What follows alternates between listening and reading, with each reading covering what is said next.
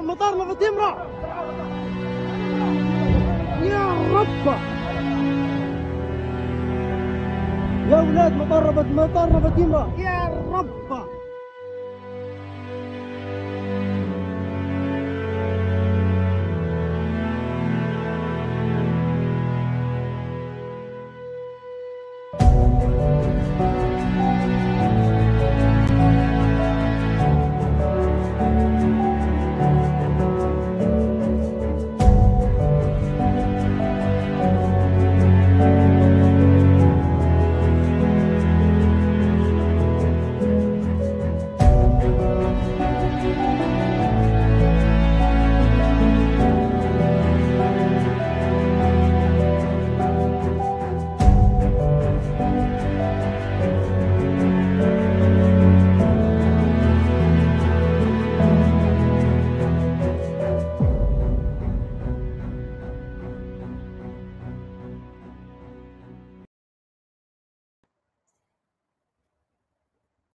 Bonjour tout le monde, bonjour le monde, bienvenue sur notre chaîne LFI Monde.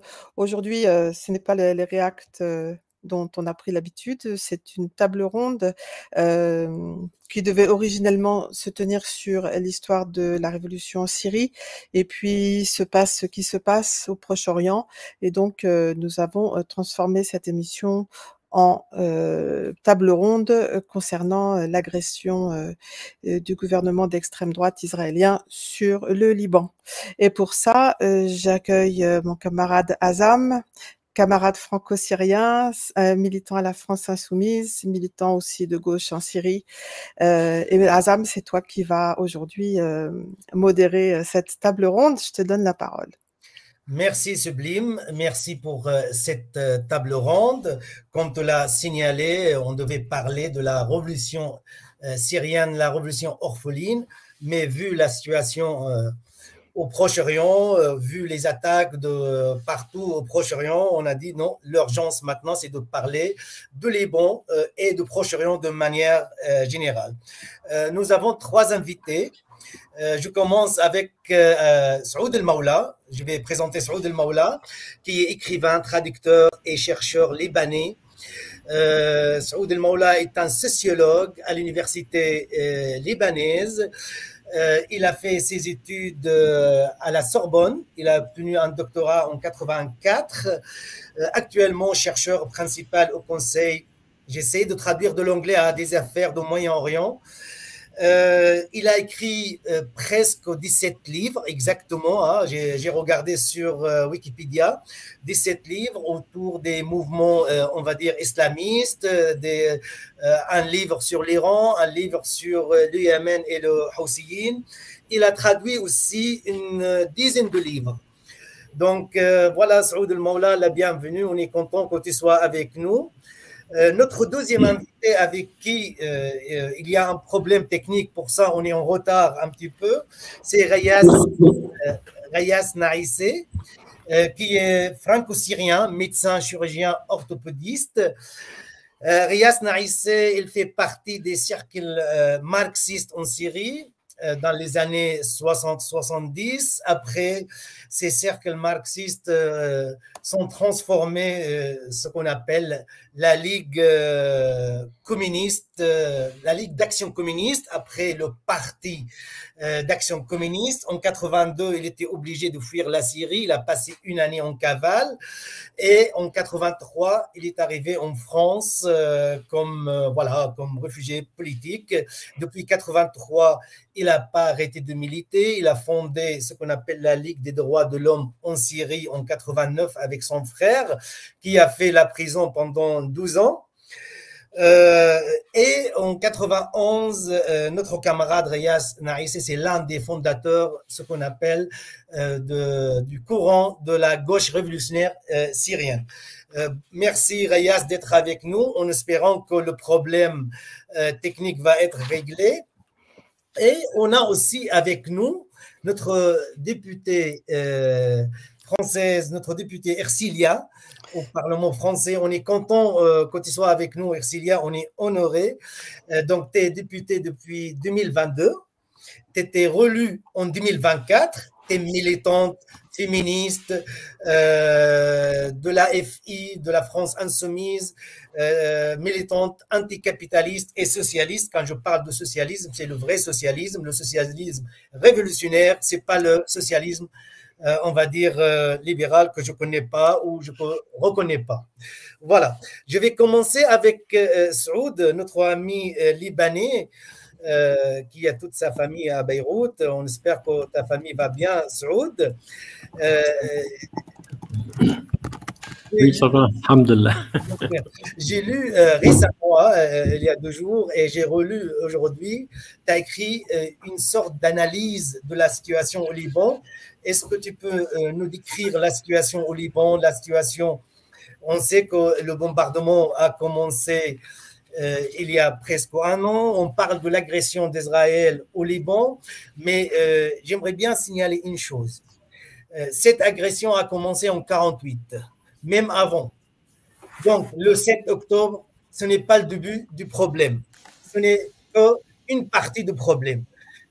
J'aimerais bien signaler que le 15 mai 1948, lors de la déclaration de l'État d'Israël, il y avait presque 500 villages palestiniens qui ont été rasés, une dizaine de villes palestiniennes qui ont été vidées. Donc, le problème a commencé il y a longtemps. Le 7 octobre, c'est fait partie de ce problème. On est dans une question de colonisateur. Voilà, ce n'est pas une guerre de religieux, ça, en clair, on est d'accord là-dessus. Et depuis le 7 octobre, on a vu ce qui s'est passé, l'attaque cinglante de Hamas.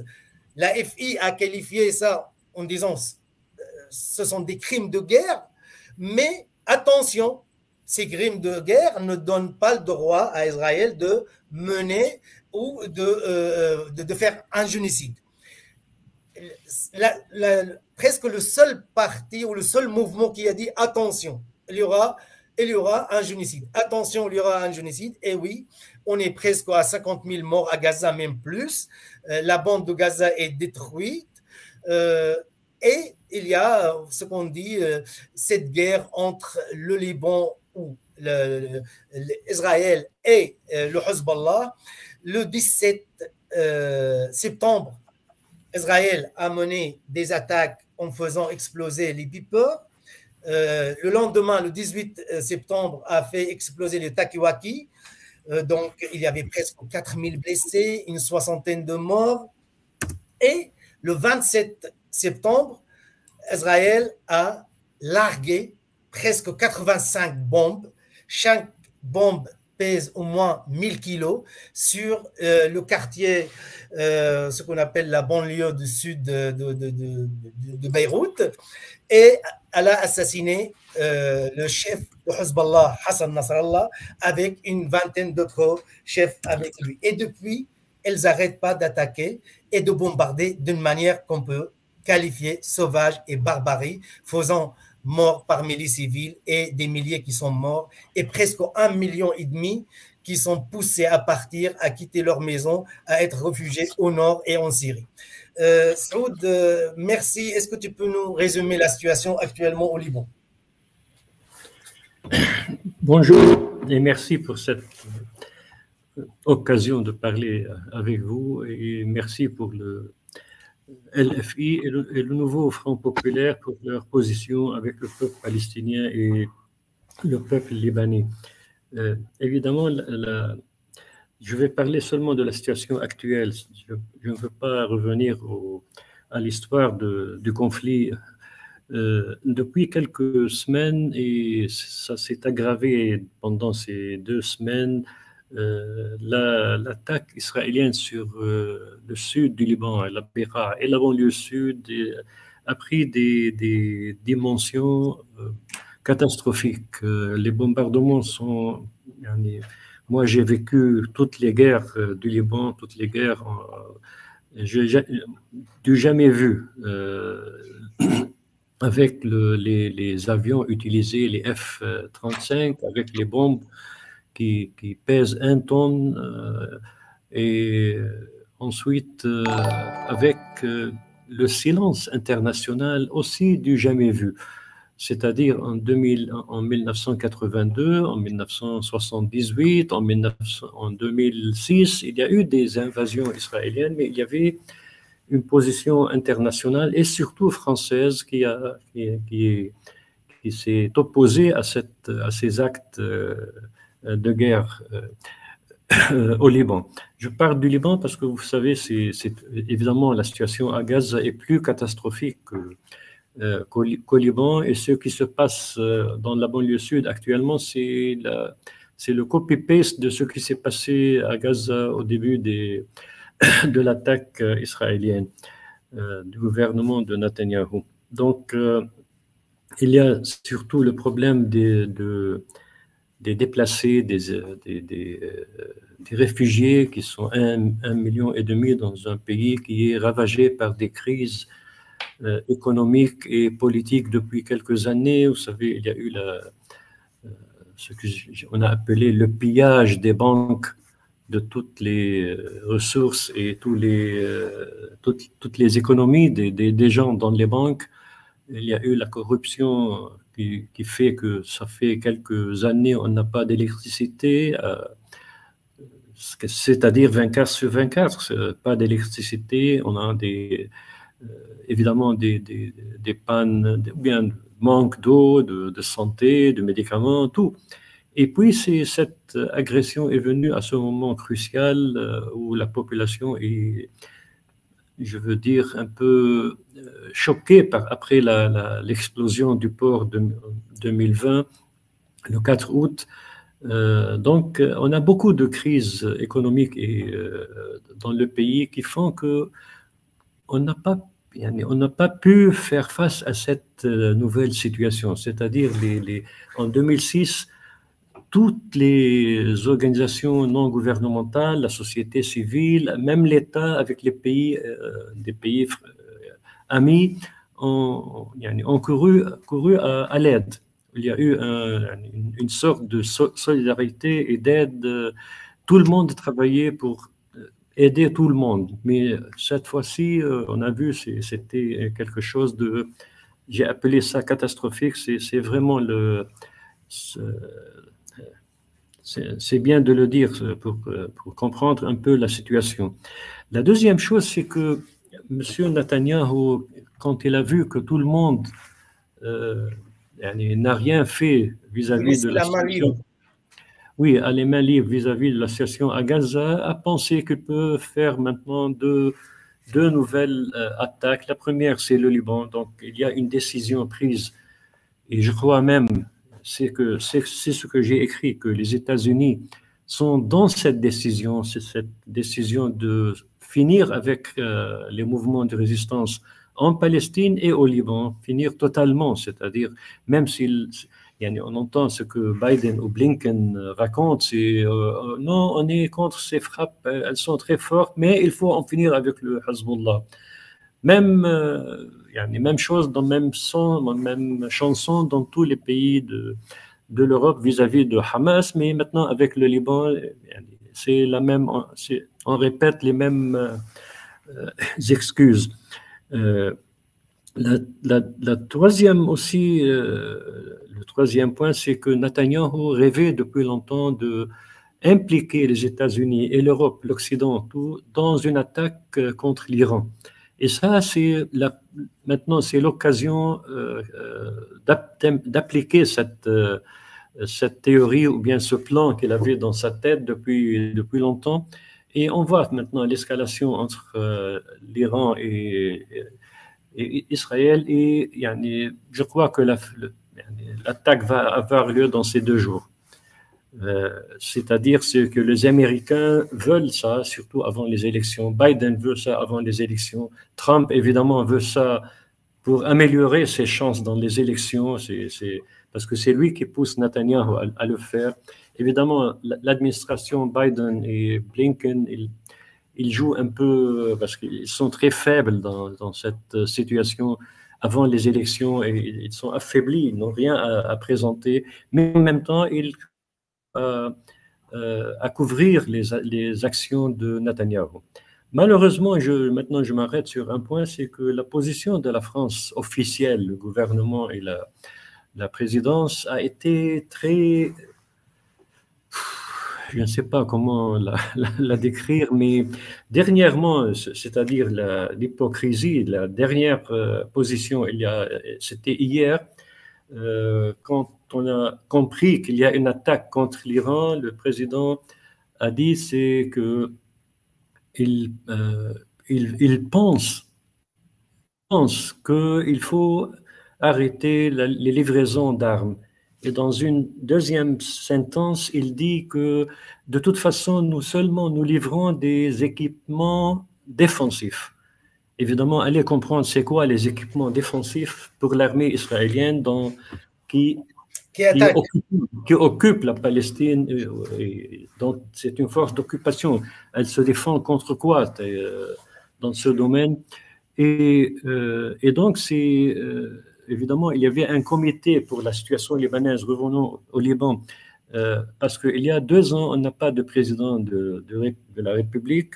Il n'y a pas eu d'élection à cause des conflits internes, évidemment, après l'explosion du port. Et il y avait une commission de 5, ça s'appelle la commission des 5, les États-Unis, la France, l'Arabie saoudite, le Qatar et l'Égypte. Évidemment, cette commission avait présenté il y a quelques jours, à l'ONU, ou bien ils ont discuté avant l'arrivée de Netanyahou d'un plan de paix, de cesser le feu à Gaza et au Liban, et un peu quelques points un peu qui ont été acceptés de toute façon par le Hamas au début, au mois de juillet passé, mais aussi les Libanais ont accepté, le gouvernement et même le Hezbollah, ils ont annoncé qu'ils acceptent le cessez-le-feu et tout. Et donc Netanyahou est arrivé aux Nations Unies avec une série d'explosions, de bombardements, vous savez, le Beeper, puis le Tokiwoki, puis et puis les assassinats qui ont liquidé ou bien qui ont décimé la direction centrale du parti du Hezbollah. Mais évidemment, il faut un peu faire attention. Ces actions-là ne tuent pas une résistance ou bien ne liquident pas la résistance d'un peuple quand il y a agression, quand il y a exploitation, quand il n'y a pas de solution politique pacifique pour le conflit. Et maintenant, là, on assiste à des incursions. Ce n'est pas une invasion large comme 78, 82 ou bien 2006, mais ce sont des incursions dans des villages, dans des positions, et qui veulent liquider et nettoyer, comme ils disent, ces régions de tous les combattants, mais en même temps, ils bombardent, ils détruisent hôpitaux, maisons, tout. Rien n'est... Si on voit maintenant la banlieue sud, si vous voyez un peu les images, il y a des quartiers totalement détruits. Il y a évidemment des milliers dizaines de milliers de blessés, mais il y a avant tout ce que veut Netanyahou, c'est l'exode. Pousser les habitants du sud Liban, de la Bekaa, de la banlieue sud, à quitter toutes ces régions, et comme ça, c'est comme il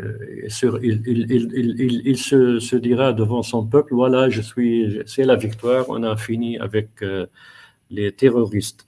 Du point de vue de l'aide, jusqu'à maintenant, il n'y a eu aucun pays de l'Occident ou bien des pays arabes qui n'a présenté de l'aide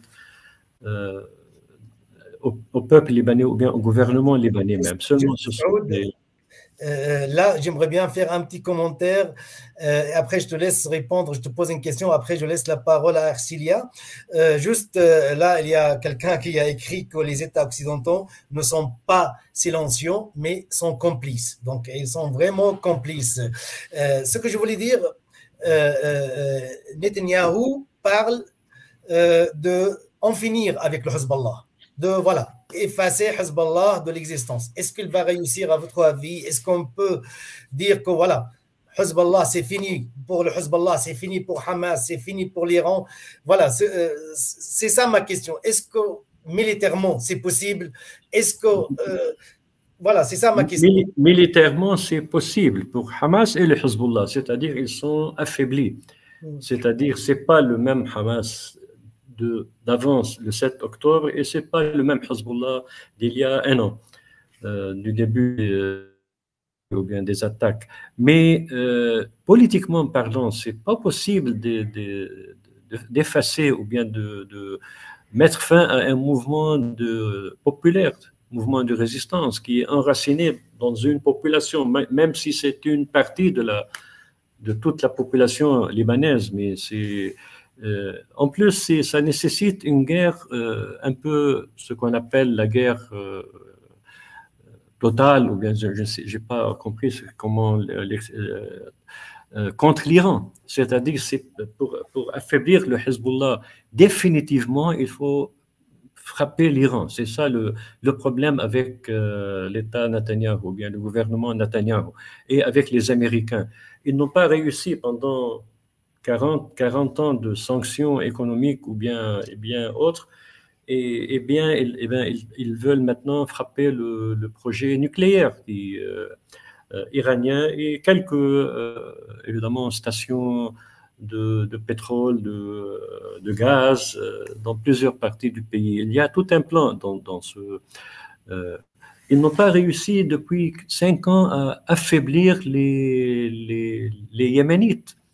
Vous savez, il y a une guerre qui dure depuis plus que 7 ans au Yémen, avec les Américains, les Britanniques, les Saoudiens, les Émiratis, qui ont... Et rien n'a pu changer dans cette région. Donc, c'est toujours ces idées chez les colonialistes ou bien les oppresseurs ou bien qu'ils peuvent éraser avec une résistance ou bien avec un peuple ou bien avec... évidemment, ils peuvent vaincre maintenant. Et il faut le dire, objectivement, on est dans un état qui n'est pas bien. C'est le moins qu'on peut dire, c'est que les Libanais sont dans une situation catastrophique et les Palestiniens, de toute façon, à Gaza surtout, et même dans la banlieue sud, vous voyez, avec les attaques des colons et de l'armée, avec ce qui se passe dans les prisons. Donc, et ce que vous avez dit, c'est vrai, Azam, le problème, ou bien le camarade qui a peut-être commenté, depuis le début, l'Occident a été complice, surtout avec l'Union européenne, la présidente qui a pris des positions. Et depuis le début, vous savez, la gaffe de M. Macron, quand il a dit qu'il faut faire une alliance internationale contre le Hamas, ça a commencé de là. Inconditionnellement. Oui. Et donc, l'Allemagne, ce qui se passe en Allemagne, évidemment, il y a eu une forte mobilisation et résistance, surtout en France et en Angleterre. Et ça se voit avec les résultats des élections, avec le nouveau Front populaire, avec les résultats des élections dans la Grande-Bretagne, en Irlande, en Belgique. Il y a eu une résistance du peuple, ou bien des peuples européens qui veulent la liberté et la justice pour le peuple palestinien et pour tous les peuples du monde.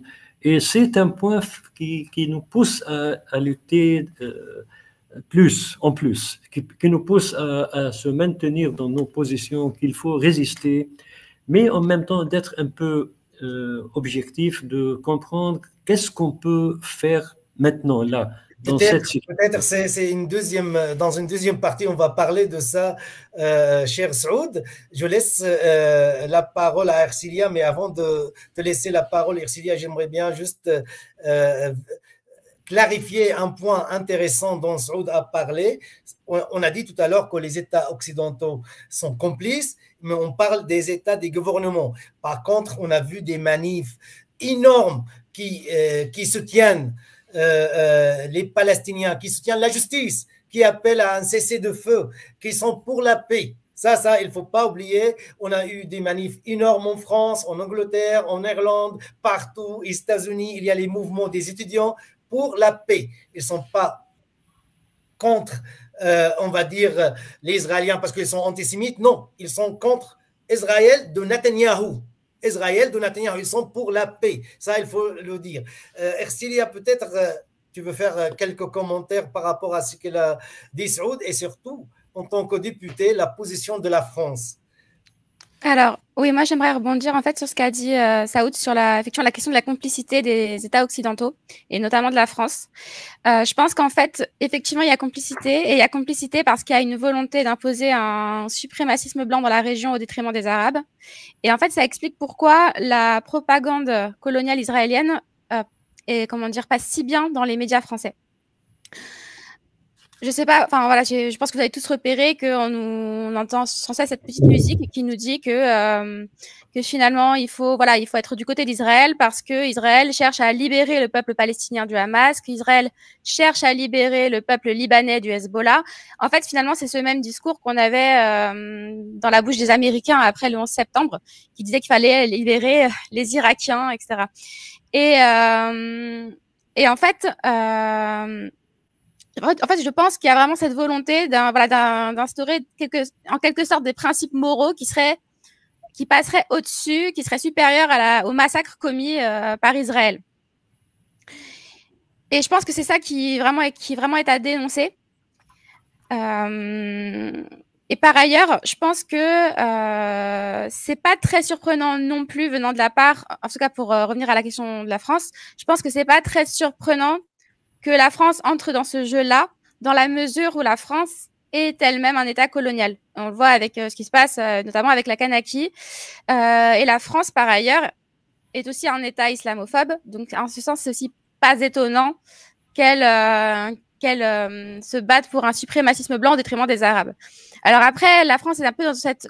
Saoud parlait d'hypocrisie.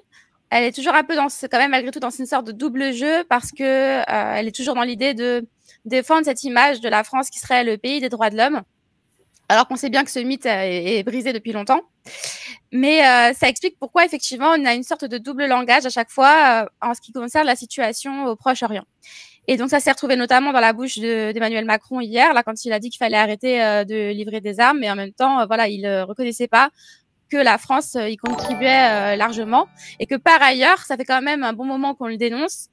Et il lui faut quand même 1 an pour aborder le sujet. Alors que la France insoumise, ça fait un moment qu'on lui dit qu'il faut arrêter de livrer des armes, qu'il faut qu'il y ait un embargo sur les armes, etc. Et par ailleurs, bon, c'est bien gentil, mais ce serait bien, de façon plus globale, de sanctionner Israël si on est véritablement le pays des droits de l'homme. Et donc ça, ces sanctions-là, on les demande depuis un moment. Alors au contraire, la France n'est pas du tout dans une optique de sanctions. Et même, on l'a pu le voir encore tout récemment aux Jeux Olympiques, la France a accueilli en grande pompe le président israélien avec tous les honneurs, comme s'il ne se passait strictement rien, comme si l'Israël n'était pas en train de génocider un peuple. Et la France ne fait strictement rien non plus contre ses ressortissants qui participent activement au génocide à Gaza.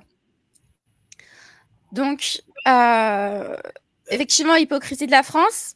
Ercilia, il y a une semaine peut-être, Macron disait qu'on n'a jamais livré les armes en Israël, on ne fait pas ça. Et là, hier soir, il dit qu'il faut arrêter de livrer les armes.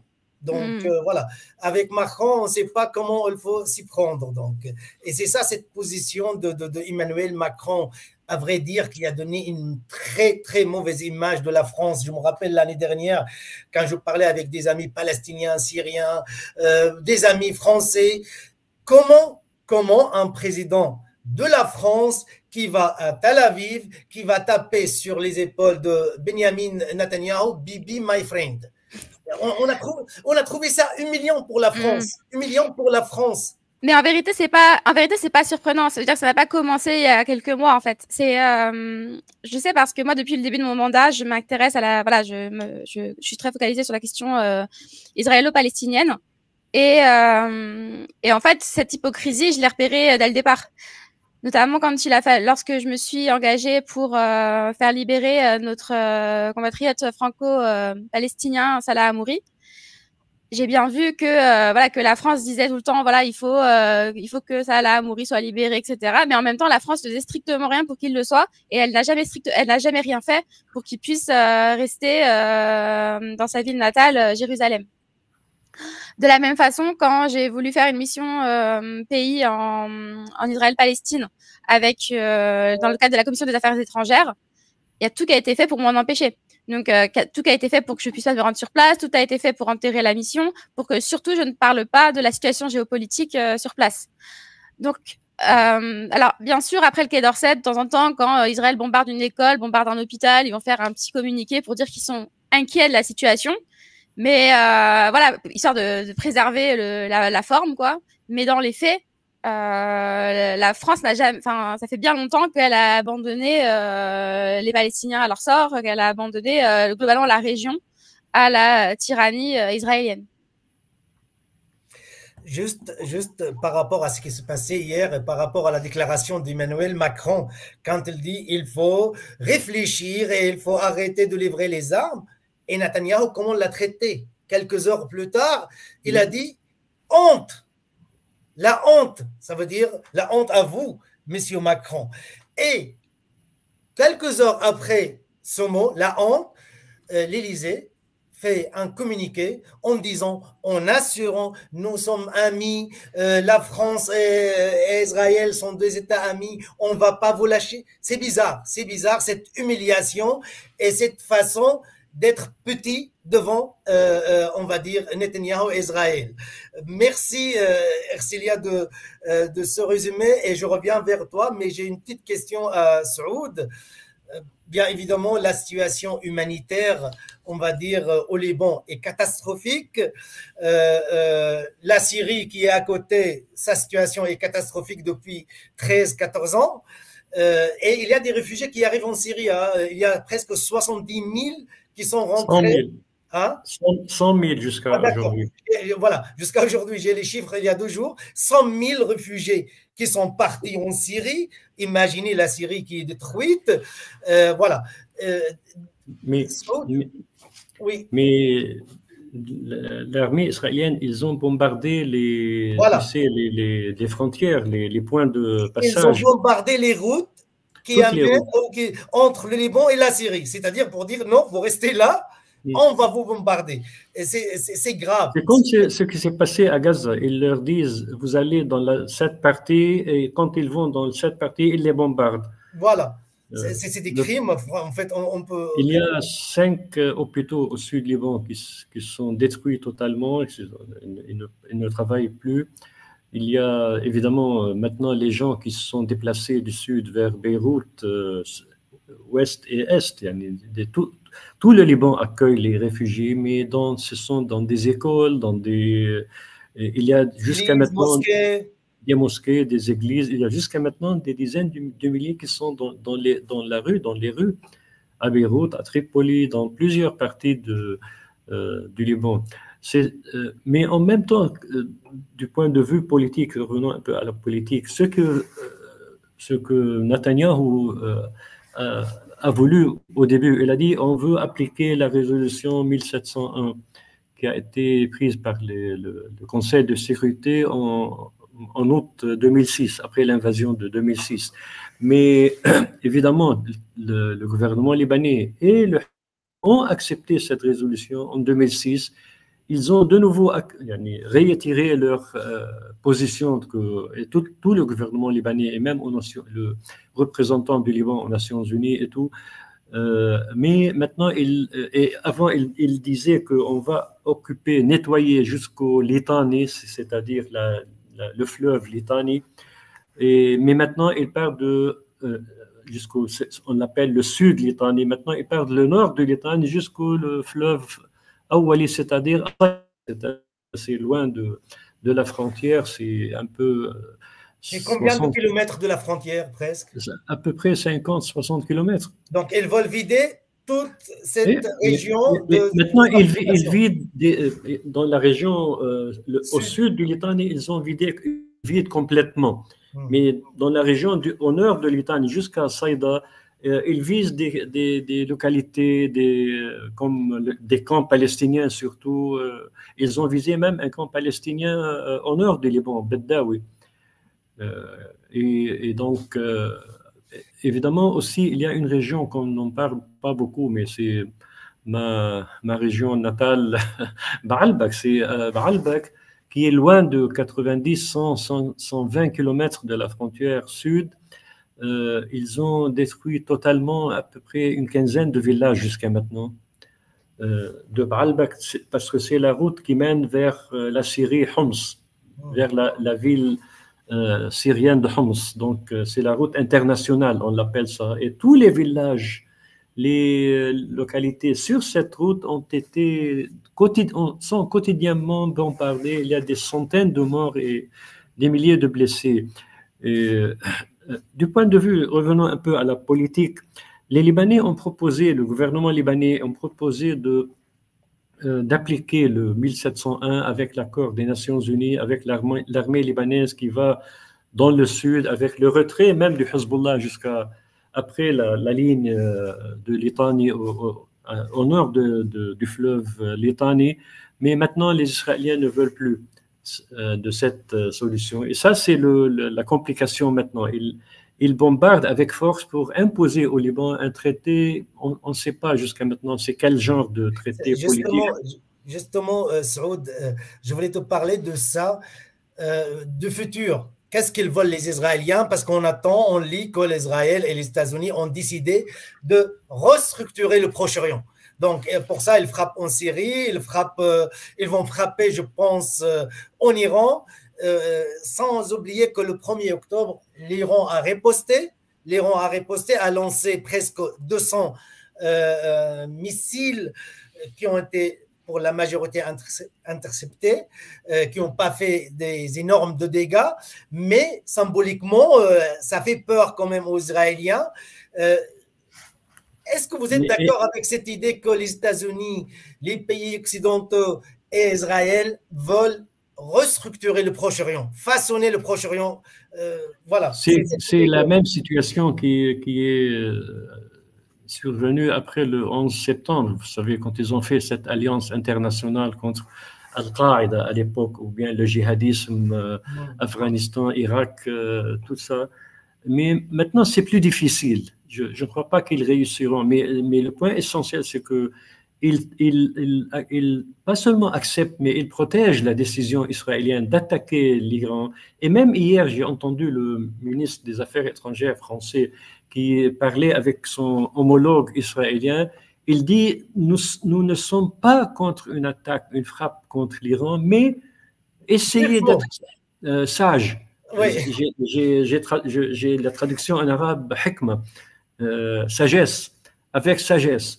Donc, c'est ça le problème, c'est que c'est une occasion historique pour l'Amérique et ses alliés occidentaux, et surtout pour Netanyahou, de finir avec ce dossier qui s'appelle la force iranienne dans la région. Donc, ils ont affaibli l'Iran, c'est vrai, ils ont affaibli le Hezbollah et le Hamas, c'est vrai. Et dans ce cas, donc, c'est logique qu'ils pensent qu'ils peuvent restructurer tout le Moyen-Orient, surtout que, vous savez, les régimes arabes, c'est des fantoches. Des fantômes. Oui, ça n'existe pas, les régimes arabes, chacun a ses problèmes, voilà. Donc, ils ne peuvent pas se mêler. Donc, c'est ça ce qui est un peu frustrant, c'est que tu es poussé dans une situation où tu dois prendre position, laisser ton peuple, laisser parce que c'est plus logique que d'être avec le gagnant, ou bien c'est aux gens au Liban. Et surtout que vous savez, et toi personnellement, tu sais bien que le Hezbollah avait perdu beaucoup de popularité avant cette situation à Gaza à cause de la situation syrienne. Mais aujourd'hui, tous les gens... J'ai lu, Saoud, une fois tu as écrit que le Hezbollah a commencé à perdre de sa popularité, à perdre beaucoup de soutien à cause de son intervention en Syrie en 2012. Mais ce qui se passe maintenant, c'est que même ceux qui critiquaient, comme moi, férocement Hezbollah pour cette situation, ou bien pour sa politique interne qui couvrait les pilleurs et les banques et tout ça, ils avaient une politique antisociale, mais ce n'est pas notre problème. Mais dès le moment où il est sous attaque et où tout le sud et tout le Liban est attaqué, il y a un peu une renaissance nationale au Liban qui dit non, on veut résister, on veut soutenir nos frères, nos sœurs au sud et dans la Bekaa et dans la banlieue sud. C'est ça ce que les Israéliens et les Américains ne comprennent pas. C'est exactement ma position, Saoud. En tant que Syrien, je suis contre Hezbollah, tu sais. Je dis que Hezbollah a commis des crimes en Syrie, mais du moment qu'il est attaqué par Israël et on attaque le Liban entier, non, là, j'y stop. Je suis contre ces attaques, contre Israël, pour le peuple. C'est pour le peuple libanais. C'est parce que c'est le peuple libanais qui a attaqué, c'est ça. Voilà. Parce qu'il y a un changement de toute la situation politique dans la région, dans le Moyen-Orient. C'est ça le problème. Et il n'y a pas de force politique de gauche.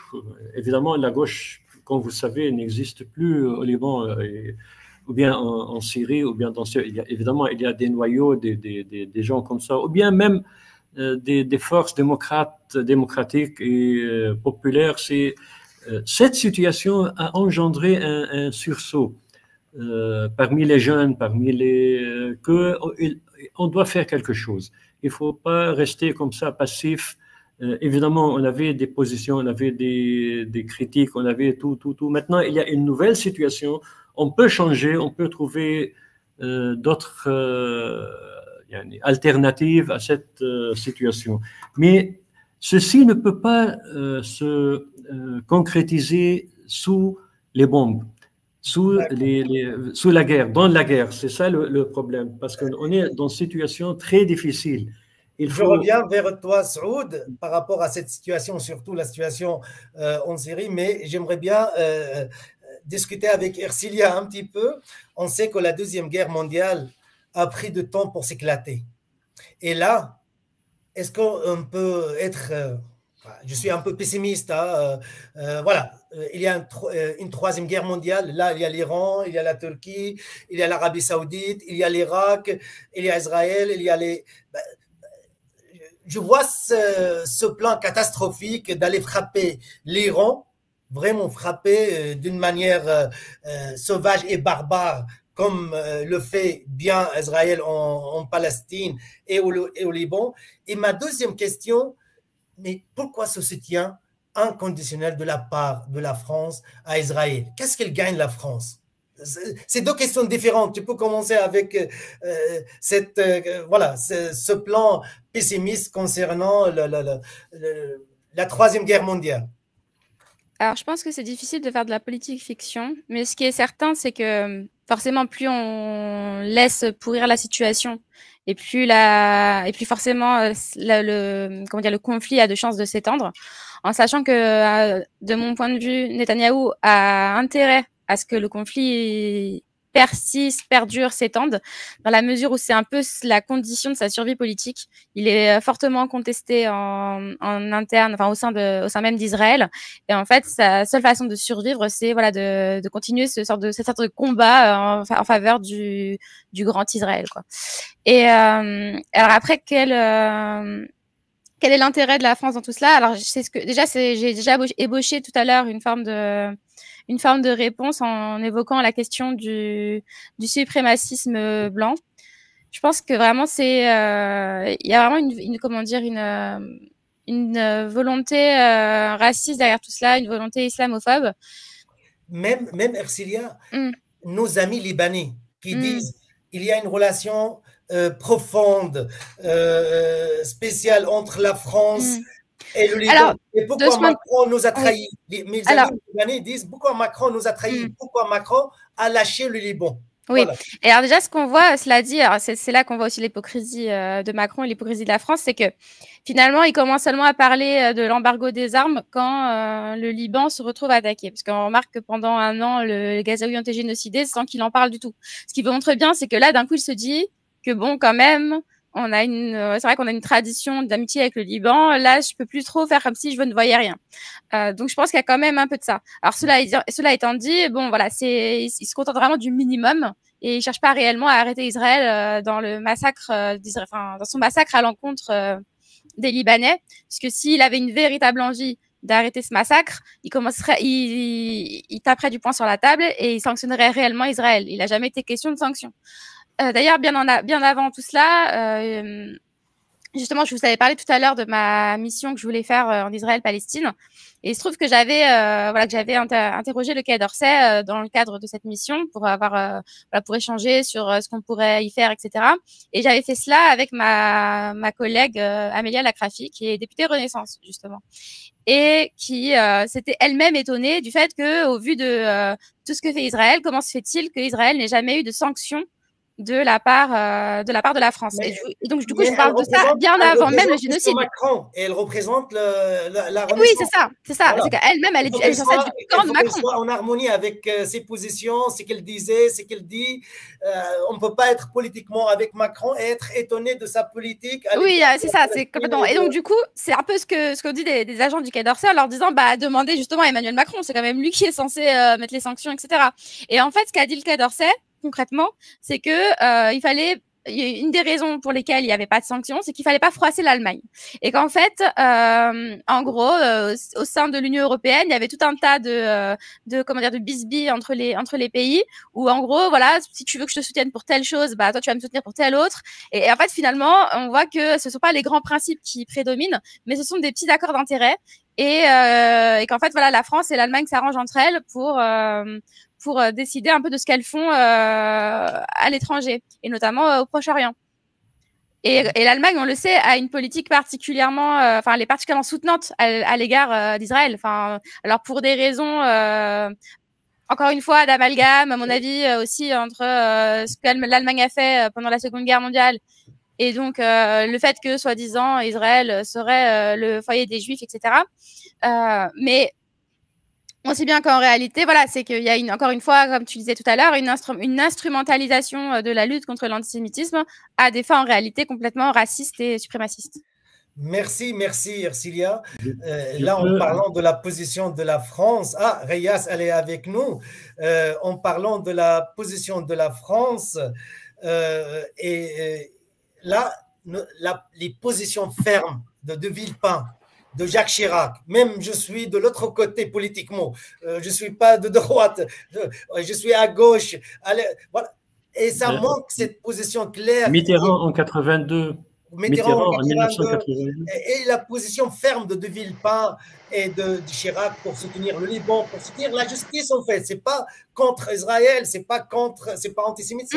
Mais on voit que De Villepin, parce qu'actuellement, il tient un discours quand même assez proche du nôtre, et il se fait bâillonner lui-même. Il y a Bernard-Henri Lévy là qui vient encore de l'attaquer en disant que, comme Mélenchon, De Villepin a un problème avec les Juifs. Donc on voit bien que finalement même cette droite traditionnelle, cette droite chiracienne se fait complètement attaquer à son tour.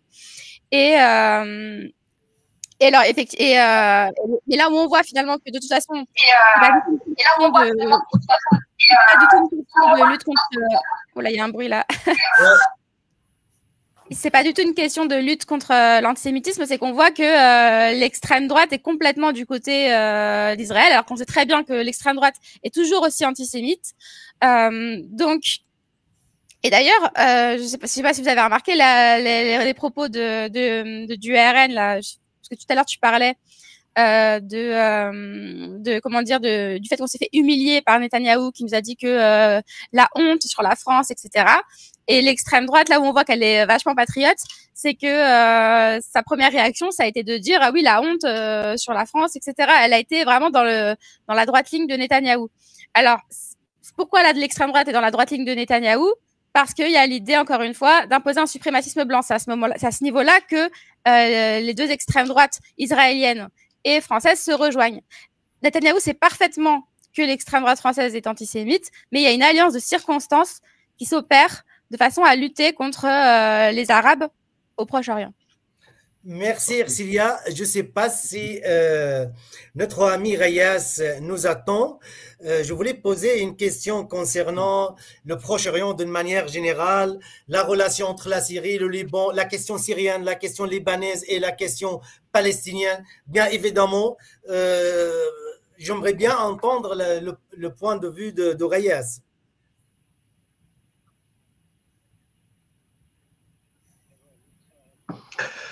D'abord, bonsoir à vous tous. J'espère que vous m'entendez parce que j'ai un... Non, non, ça a marché, là, ça n'a plus marché. J'espère. Est-ce que tu peux mettre pour la voix, s'il te plaît, pour le son, le WhatsApp de ton côté, Azam? Un autre parleur. Est-ce que vous m'entendez? Oui, oui, oui, oui, on t'entend. Oui, vas-y. On t'entend, Reyes, vas-y. Donc, la question est relativement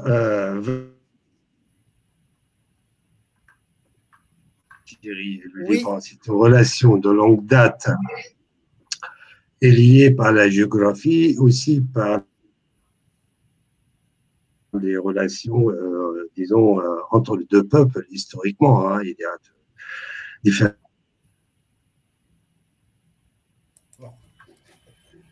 Il y a un problème à part.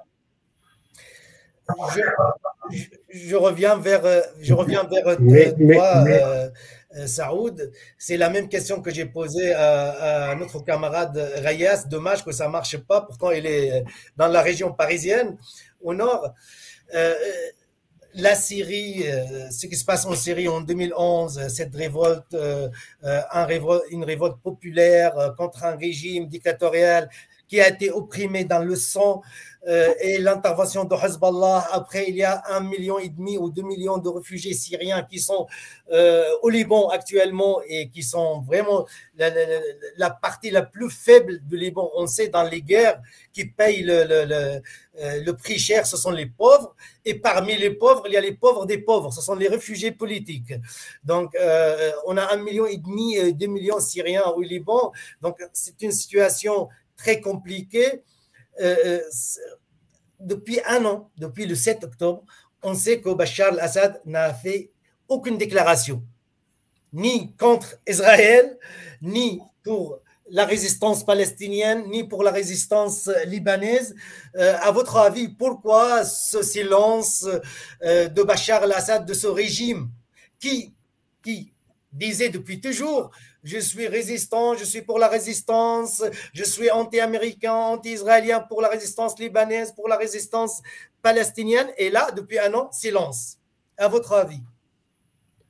Je crois que Bachar prépare son retour sur la scène un peu internationale, parce qu'il a changé un peu de politique, ou bien il a accepté de nouveau des relations avec l'Arabie saoudite, les Émirats, quelques pays arabes qui le boycottaient et le sanctionnaient avant, et surtout des négociations avec l'Amérique et la France il y a quelques mois.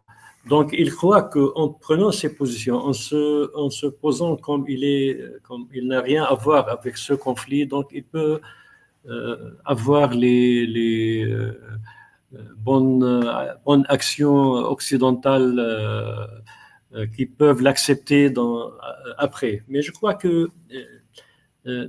il n'est pas raisonnable, c'est plus faisable parce que la situation internationale est devenue plus compliquée et lui, il ne compte pas sur c'est un pion qui n'a plus d'importance. Il y a les Iraniens et les Russes qui décident en Syrie, c'est eux qui sont en Syrie, et les Américains dans une partie aussi de la Syrie avec une armée qui est une armée syrienne, soi-disant syrienne, qui est avec eux. Les Turcs qui sont aussi en Syrie. Donc il y a quatre forces régionales et internationales qui sont sur la terre syrienne. Donc il perd beaucoup d'autonomie et de je ne sais pas quoi, mais il n'a rien entre ses mains. Et la situation économique syrienne est catastrophique aussi en même temps. Vous savez mieux que moi sur ce point. Et donc, il essaye d'avoir un peu d'ouverture ici et là. Pour cela, il a essayé de faire le neutre dans ce conflit. Et même maintenant, les Iraniens et le Hezbollah l'accusent d'avoir aidé quelques attaques, pas lui personnellement, mais ses forces de sécurité qui sont avec lui. Eux et les Russes, ils ont aidé les Israéliens dans quelques attaques qui ont eu lieu à Damas ou dans d'autres, et même au Liban. Il y a une froideur des relations entre le Hezbollah et les Iraniens et entre la Syrie et l'Iran et la Syrie et le Hezbollah. Dans le dernier speech, le vendredi de Khamenei, le vendredi, il n'a pas mentionné la Syrie. Il a parlé de la résistance Liban, Palestine, Yémen. Et c'est ça et donc, la situation de Bachar Assad, il est dans une situation insoutenable. Et je ne crois pas qu'il va réussir dans n'importe quel choix. Ce qui est important, c'est de voir les Iraniens, qu'est-ce qu'ils vont faire maintenant. Et les Turcs, ce sont les deux forces régionales les plus importantes dans ce conflit. Évidemment, la Turquie d'Erdogan veut aussi faire la phraséologie comme quoi c'est Jérusalem, la mosquée, Palestine et tout ça, mais en même temps ne fait rien. Il n'a même pas arrêté les livraisons d'armes ou bien de matériel ou autre. Et ça, c'est parce que lui aussi, il veut réussir ses élections internes. C'est ça. Donc, chacun pense à sa situation interne, comment il va réussir de renouveler son mandat ou autre. Les Iraniens sont dans une situation très difficile parce qu'ils ont tout le monde, eux, ils ont été affaiblis par ce qui se passe, par la situation à Gaza et au Liban. Évidemment, c'était un coup très dur, ce qui s'est passé au Liban, la liquidation d'un nombre très élevé de la direction centrale du Hezbollah. C'est pas quelque chose, ce sont des gens qui combattent depuis une vingtaine, trentaine, 40 années, ce sont la crème de la résistance et du parti en même temps. Et donc, évidemment, ils vont être affaiblis et ils doivent changer de tactique vis-à-vis de la région. Et c'est ça leur tactique qui était avant à l'attaque au Yémen, en Palestine, au Liban, en Irak. Ils proposaient une attaque globale contre l'Occident ou bien les États-Unis. Et maintenant, ils sont à la défensive. Ils doivent un peu faire, comment dire, de nouveaux mouvements et tactiques, surtout au Liban. Dernièrement, par exemple, je termine maintenant avec le Liban. Avant, le Hezbollah n'acceptait aucun compromis sur la question de l'élection d'un président de la République. Le Hezbollah et ses alliés. Maintenant, tous les alliés du Hezbollah se sont mis d'accord avec le Premier ministre Najib Mikati, avec les forces de la droite, ce qu'on appelle la droite chrétienne, force libanaise, phalange et tout. Justement, Saoud, si tu me permets ici, par rapport de la situation interne au Liban, on sait que les gens se demandent est-ce que le Liban entièrement est derrière Hezbollah? Est-ce qu'il y a des forces qui sont contre le Hezbollah? Mais tout à l'heure, tu as parlé de ce point. Et moi, je suis quelqu'un de gauche, je ne peux pas être d'accord avec un mouvement islamiste. Je suis quelqu'un de gauche, démocrate. Pour moi, le Hezbollah, c'est un mouvement islamiste totalitaire. Mais quand il s'agit d'envahir le sud, d'envahir le Liban, non, je suis derrière avec le peuple libanais contre Israël.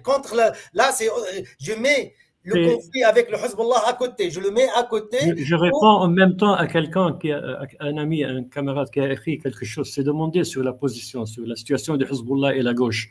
Voilà, moi, je crois que le Hezbollah et Hamas, c'est pas totalement, comme vous décrivez, un parti islamiste dans ce sens. C'est une résistance nationale à visage islamique, mais qui est en même temps, le problème, c'est pas son visage islamique.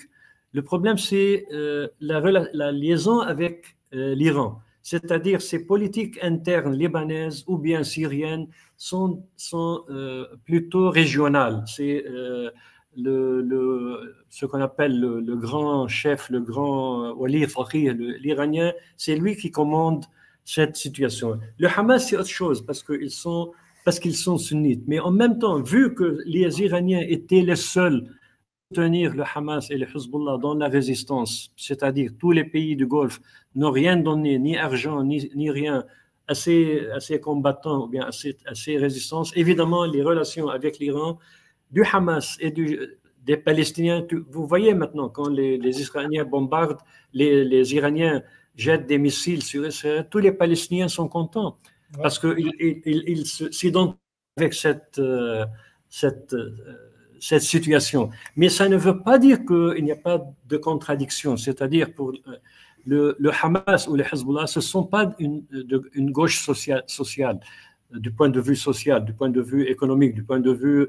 C'est-à-dire ils ont leur agenda. Ce sont un agenda de pouvoir. Le Hezbollah, c'est qui a enraciné, qui encadre une communauté confessionnelle, les chiites. Il n'est pas un parti national démocratique ou tout, mais en même temps une résistance nationale. C'est ça la contradiction. Et à chaque moment, à chaque étape politique, il faut voir comment travailler, comment les choses ne sont pas aussi faciles, ne sont pas faciles. Maintenant, c'est la face de la résistance, parce que vous savez que le Hezbollah, pendant la révolte populaire du 17 novembre 2019, octobre 2019, libanaise, le Hezbollah était avec le pouvoir, il était avec le gouvernement, contre les manifestants. Il a même attaqué les manifestants. Et dans plusieurs positions, donc la question, vous savez, de la corruption, le Hezbollah, il est dans le gouvernement depuis l'an 2005. C'est-à-dire, il est partie prenante de toutes les je ne sais pas, corruptions, et il y a le pillage qui a eu lieu du peuple libanais depuis 2019. Vous savez, tout le monde a perdu toutes ses économies dans les banques. Juste, Saoud, je dois aussi clarifier quelque chose, que l'agression ou les agressions israéliennes contre les Libanais, contre les Syriens, contre les Palestiniens ne sont pas commencées après l'existence de Hamas et de Hezbollah en disant ce sont des islamistes. Dans les années 60, 70, 80, 90, la résistance palestinienne était une résistance laïque, plutôt de gauche, et au Liban c'était la même chose. Quand Israël a attaqué le Liban dans les années 50, dans les années 60, dans les années 70, 80, presque 80, le Hezbollah n'existait pas. La résistance libanaise et palestinienne avait un visage laïque et de gauche. Voilà. Donc, si je puis me permettre, Hazan. Voilà ce que j'ai envie de te demander d'intervenir, Cilia, vas-y. Oui, en fait, parce qu'effectivement, on essaye de schématiser un peu les choses et de caricaturer les choses. Mais j'aimerais rebondir justement sur un commentaire qui a été fait dans le chat. Donc Marisa qui nous dit que quand on voit comment Macron traite les Français, les Libanais ne peuvent rien attendre de lui. Et en fait, je pense que c'est un point sur lequel on a tendance qu'on n'a pas abordé, mais qui est important, c'est que en fait, souvent on m'accuse, quand je parle de Palestine, de Liban, etc., de pas me soucier de la France. On me dit que oui, ça ne nous concerne pas, c'est loin, etc. Occupez-vous de nous, Français. Sauf qu'en vérité, on a véritablement un intérêt commun à s'unir, en fait, les peuples libanais, palestiniens et français. Parce que tous ces gens-là, enfin, donc, que ce soit les Netanyahou, que ce soit les Macron, etc., ils sont tous dans une même optique, qui est une optique donc coloniale, comme je l'ai dit tout à l'heure, mais aussi effectivement une optique de droite, voire d'extrême droite. Et finalement, on a un Emmanuel Macron qui restreint qui maltraite son peuple, qui restreint les libertés, qui est particulièrement effectivement féroce avec les colonisés que sont notamment les Kanaks, etc. Et en fait, finalement, je pense qu'on a aussi tout un combat à mener tous ensemble pour en fait se battre pour nos libertés à toutes et tous. Je pense que c'est aussi un des aspects qui me semblait important de relever. Merci, Ercilia. Je dois dire une chose aussi. Certains amis, collègues français, alors comment la France insoumise soutient le Hezbollah, un mouvement islamiste, ou soutient le Hamas, la même chose, on peut dire, on ne soutient pas le Hamas ni le Hezbollah parce que ce sont des mouvements islamistes. Non, parce qu'on soutient la résistance libanaise, on soutient la résistance palestinienne et surtout, on est pour la paix, on n'est pas pour déclencher des guerres partout. Et à ce titre, je peux parler de la position de la France insoumise par rapport à la guerre Russie-Ukraine, entre les Russes et les Ukrainiens. La France insoumise, dès le début, a dit les Russes agressent les Ukrainiens. Mais attends, donnez-nous l'occasion de discuter, de mener une discussion, de voir s'il y a une solution politique avant de courir vers les solutions militaires. Et depuis, voilà, ça s'est déclenché il y a 3 ans maintenant, la guerre, en plus entre 2 ans et 3 ans. Et l'OTAN et les États-Unis et les gouvernements occidentaux disent un mois, la Russie va se mettre à genoux. Vous inquiétez pas. Et là, ça fait 2 ans, plus de 2 ans, et c'est pas fini encore. Donc là, je voulais que vous parliez, oui. Tu parles, Ercilia, de la stratégie de la FI qui se réclame, qui se dit, on est un mouvement pour la paix, pour la négociation. Que souvent, on essaye d'associer la violence à notre mouvement de la France insoumise, alors qu'en fait, fondamentalement, nous sommes complètement pacifistes. C'est complètement vrai. Et simplement, la paix, on ne peut pas juste appeler à la paix pour la paix. La paix n'est réellement possible qu'avec la justice. C'est-à-dire que la paix, en soi, si on appelle juste à la paix, en soi, j'ai envie de dire, si tout un peuple est mort, il y a la paix. Mais sauf que ce n'est pas l'objectif, en fait. Donc, c'est pour ça qu'en fait, fondamentalement, on ne peut pas juste appeler à un cessez-le-feu, on ne peut pas appeler juste à la paix, etc. Il faut voir au-delà. Et là, en l'état actuel des choses, par exemple, si on appelle juste à un cessez-le-feu et qu'après on se dit bon bah c'est bien, on a le cessez-le-feu au Proche-Orient, on peut tous rentrer chez nous, bah en fait non, je serais pas satisfaite parce que concrètement, si on a un cessez-le-feu, ça veut dire quoi? Ça veut dire que la situation elle sera pire qu'avant que le génocide n'a commencé. Donc on peut pas se contenter de cela, on est obligé de demander la justice, de demander la fin de la colonisation, donc que ce soit dans toute la Palestine, hein, donc y compris la Cisjordanie qu'on a tendance parfois à oublier, parce que autant avant le génocide on avait tendance à avoir les yeux focalisés sur la Cisjordanie et à oublier Gaza, autant maintenant on a plutôt le phénomène inverse, à avoir les yeux sur Gaza mais à oublier la Cisjordanie. Et en fait il faut vraiment avoir les yeux partout et avoir une vision globale de la région. Et donc, si on peut pas se contenter, on peut pas on peut pas se contenter d'appeler un cessez-le-feu. Et ça implique aussi d'avoir conscience que le problème, c'est pas juste fondamentalement Netanyahou. Parce que avant même qu'il y ait Netanyahou, il y avait déjà la colonisation, etc. Et donc, en fait, tous les gouvernements précédents israéliens, ils ont clairement leur part de responsabilité. Et globalement, la communauté internationale a sa part de responsabilité depuis bien longtemps. C'est pas juste actuellement. Et il faut avoir conscience de tout cela pour se dire que, même nous, au sein de la gauche, on ne peut pas se contenter d'appeler à un cessez-le-feu. Juste par rapport aux Français qui te disent et qui disent à la France insoumise, ça ne regarde pas le Liban, ça ne regarde pas la Palestine. J'aimerais bien leur dire qu'au Liban, il y a 23 000 franco-libanais. Il y a 23 000 franco-libanais et il y a 23 000 Français. Donc, j'aimerais bien que... Ce qu'il faut savoir, c'est que souvent derrière cette remarque, il y a quand même un fondement assez raciste. J'ai envie de dire par là, c'est que de toute façon, ils vont vous expliquer que les gens qui sont même en France même, mais qui sont racisés, etc., et ben, ils sont pas français, donc on n'a pas à s'occuper d'eux. En fait, c'est les mêmes qui vont dire à la fois voilà, ces propos racistes sur nos concitoyens en France, sur le sol français, et sur ceux qui seraient au Liban. Donc, il y a véritablement, de façon générale, en fait, il faut lutter en France contre ce racisme qui est vraiment de plus en plus en roue libre. C'est-à-dire que là, il y a toujours eu des problèmes de racisme en France, mais la parole raciste, les actes racistes n'ont jamais été aussi répandus. Et c'est pour ça aussi d'ailleurs que s'occuper de la question israélo-palestinienne, de la question libanaise et de la question du Proche-Orient de façon générale, c'est pas juste une question qui est liée à ce secteur géographique. C'est aussi une question fondamentalement française. Ça veut dire qu'il y a derrière tout cela, il y a aussi cette question voilà, du racisme qui est vraiment un racisme systémique au sein de la société française. Justement, là, j'aimerais bien dire un mot à la députée de la 10e Circo, Amélie Lacrif. Voilà, j'aimerais bien lui dire il faut prendre une position claire. Il faut bien qu'elle le dise clairement qu'elle est contre son parti politique qui a lâché le Liban, qui a lâché la Palestine, qui a lâché la Syrie, et qu'elle s'arrête, qu'elle arrête de dire oui, je ne sais pas.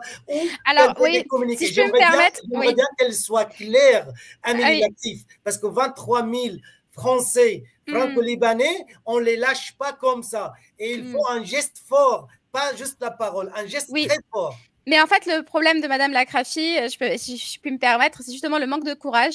Manque de courage que j'ai pu observer justement dans le cadre de la mission, puisqu'elle, normalement, elle devait faire la mission avec moi, voilà, et c'était elle-même qui avait demandé d'ailleurs, qu'il y ait cette mission pour analyser la situation géopolitique en Israël-Palestine. Et en fait, c'est elle qui, sous la pression, a cédé, et c'est à cause de cela que la mission n'a pas pu aboutir. Alors, il faut savoir précisément qu'en fait, il y a eu une pétition qui a été faite à mon encontre, menée par un propagandiste israélien pour m'empêcher de me rendre sur place dans le cadre de cette mission. Et qu'en fait, ce propagandiste a été soutenu par la secrétaire générale de Renaissance, donc Madame Déborah Abiror. Et en fait, sous la pression de ces gens-là, Madame Lacrif a renoncé complètement à cette mission. Sous prétexte d'un coup qu'en fait je n'étais pas quelqu'un de fréquentable, alors que jusque-là pendant des mois ça ne la dérangeait pas, que globalement elle était plutôt sur ma ligne même si elle n'osait pas trop l'admettre. Et donc je pense effectivement qu'il y a véritablement un problème de courage chez Madame Lacrif et de façon générale à mon avis chez pas mal de gens de chez Renaissance.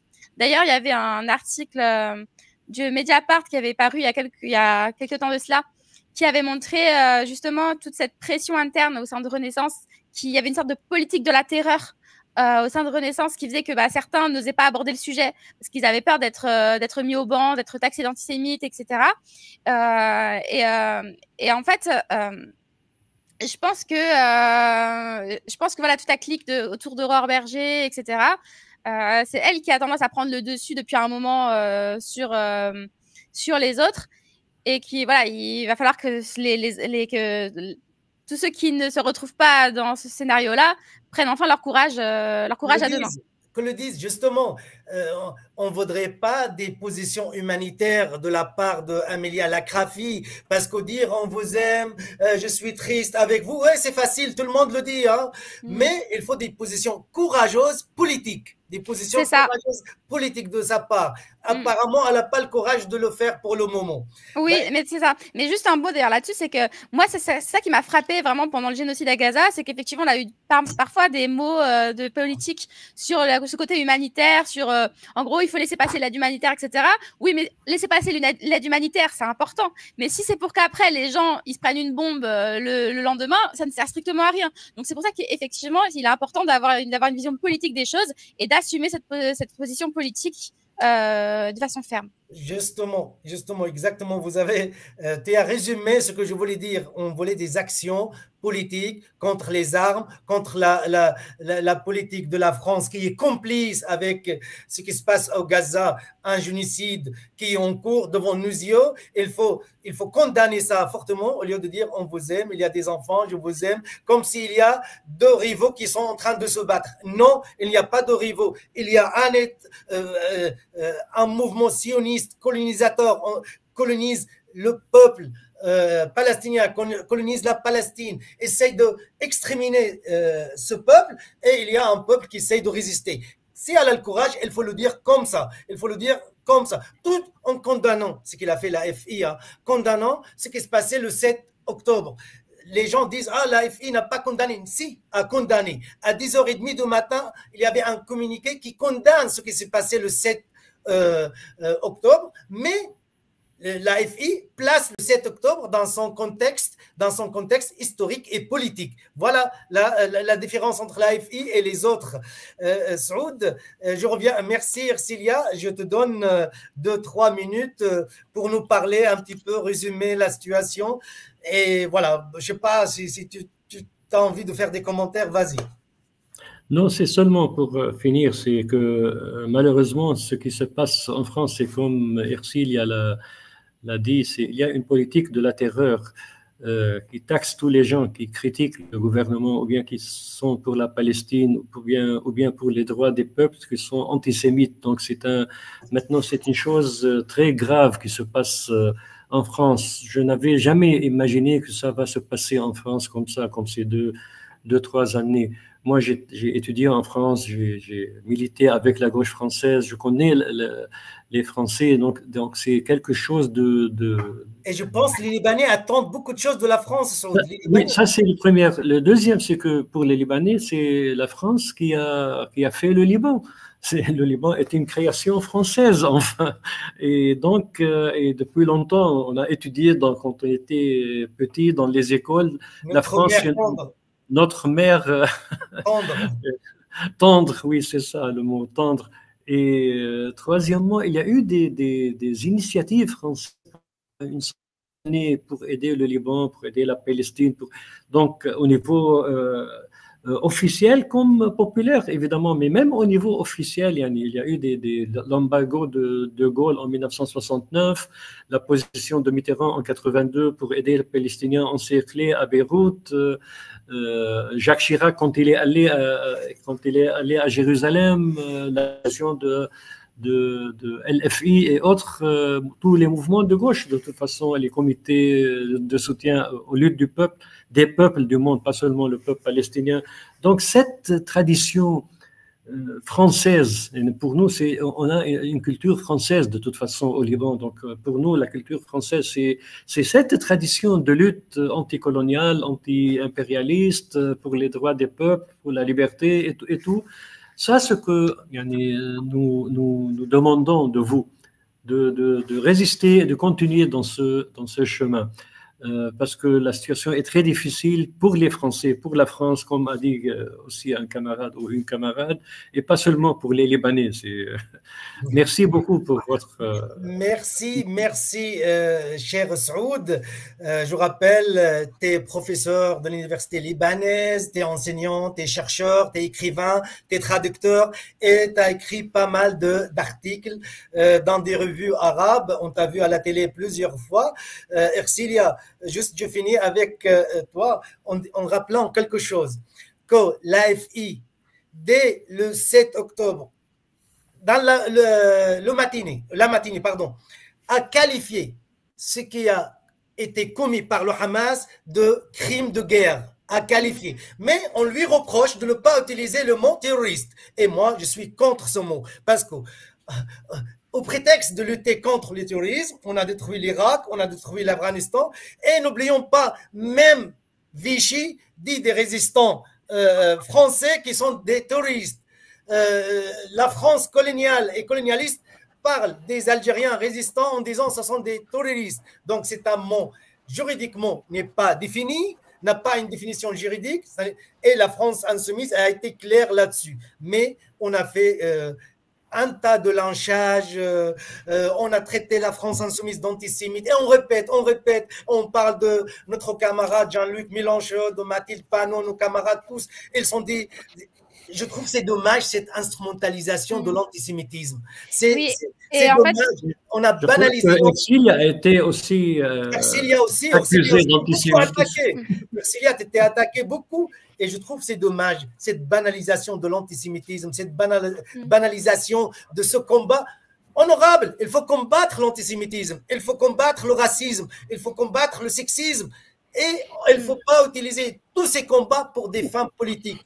Voilà, Oui. je te laisse la parole. Mais même, c'est surtout qu'en vérité, le combat contre l'antisémitisme, en fait, il s'inscrit de façon plus globale dans un combat contre toutes les formes de racisme.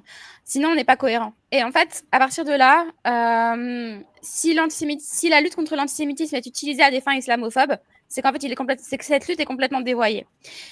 Et donc, moi, je m'inscris complètement dans cette idée-là, dans cette idée d'une lutte contre toutes les formes d'oppression, contre toutes les oppressions racistes, contre effectivement aussi les oppressions sexistes.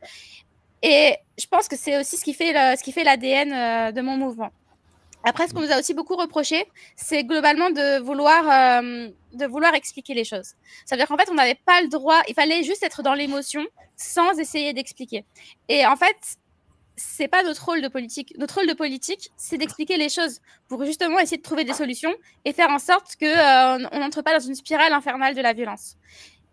Et moi, c'est ce que j'ai voulu faire, en fait, assez rapidement. Ça veut dire que moi, ce que je voulais, c'était expliquer qu'en fait, ça ne venait pas de nulle part et que si on ne voulait pas que la situation s'embrase, comme c'est le cas actuellement, finalement, parce que ça continue de s'embraser, ça contamine toute la région du Proche-Orient, eh bien, il faut justement partir de ces explications-là. Et je pense que finalement, voilà, on a tenu bon, etc.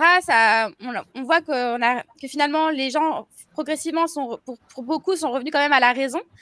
Et je pense que ça ne plaît pas au camp hypercolonialiste, etc., le camp des sionistes et de ceux qui soutiennent de façon inconditionnelle Israël. Et je pense que c'est pour ça qu'il y a vraiment une criminalisation accrue des soutiens à la cause palestinienne. Et d'ailleurs, j'ai vu quelques mots dans le chat en soutien à mon collaborateur Richie et je remercie beaucoup les camarades pour ce soutien-là.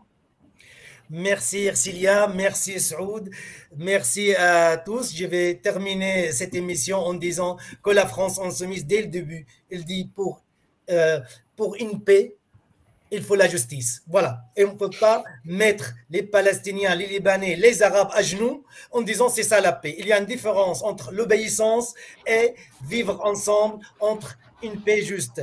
Merci à tous. Je dis juste une dernière phrase si vous me permettez.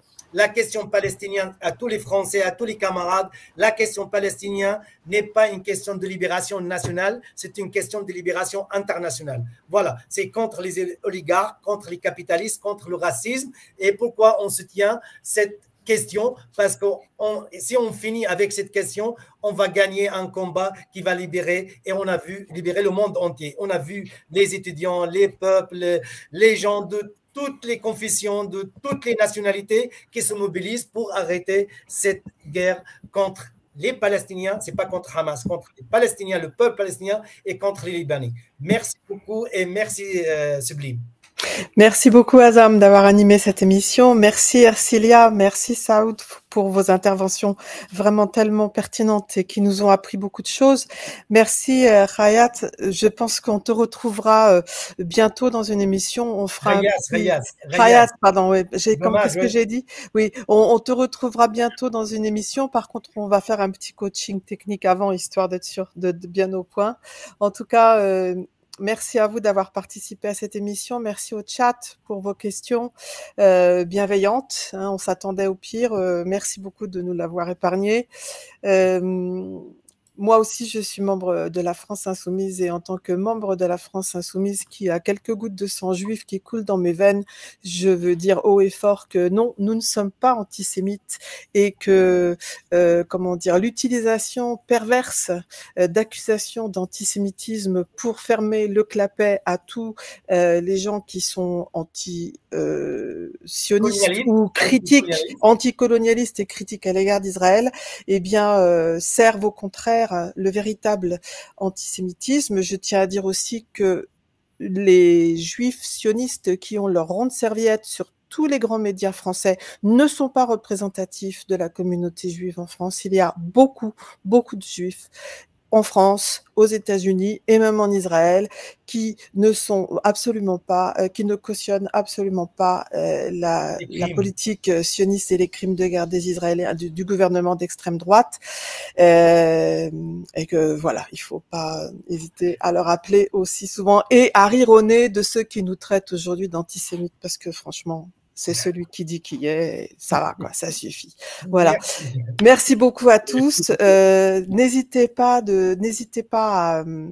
à vous abonner à la chaîne si ce n'est déjà fait. N'hésitez pas à parler de nous autour de vous. Grâce à vous, nous avons dépassé les 1600 abonnés. C'est formidable.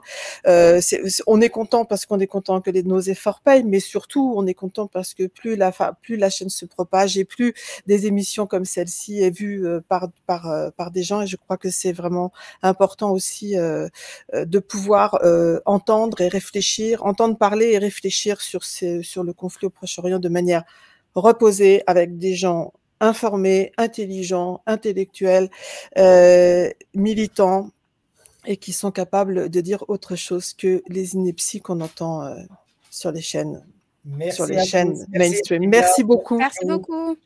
Merci à vous tous. Merci Magali, Greg, on vous laisse fermer l'émission.